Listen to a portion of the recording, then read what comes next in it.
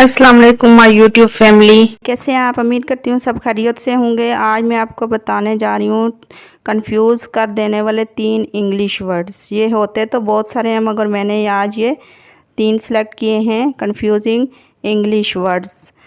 ये देखने में एक जैसे होते हैं मगर इनके एक अल्फ़ाबेट से इनके मीनिंग ही चेंज हो जाते हैं।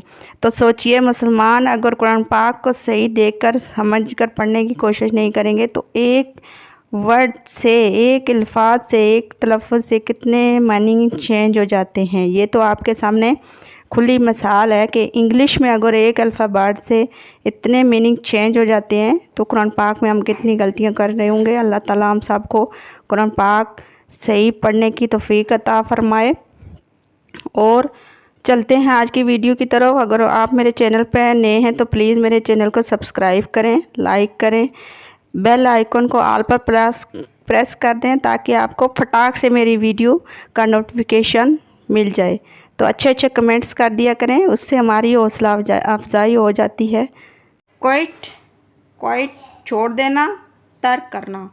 Example, she suddenly quite her job. She suddenly quite her job. इसने अचानक नौकरी छोड़ दी। नेक्स्ट, क्वाइट बिल्कुल, बहुत, मुकम्मल तौर पर। देखें पिछले से इसमें क्या चेंजिंग किया है, सिर्फ ई का इजाफा किया गया तो इसके मीनिंग ही चेंज हो गए हैं। Example, I am quite sure. I am quite sure, मुझे पूरा यकीन है। नेक्स्ट, क्वाइट, क्वाइट चुप होना, खामोश होना। इसमें देखिए क्या चेंज हुई है कि ई टी से पहले आ गया तो ये बन गया क्वाइट, चुप होना, खामोश होना। Example, keep quiet. Keep quiet, खामोश रहो, चुप रहो।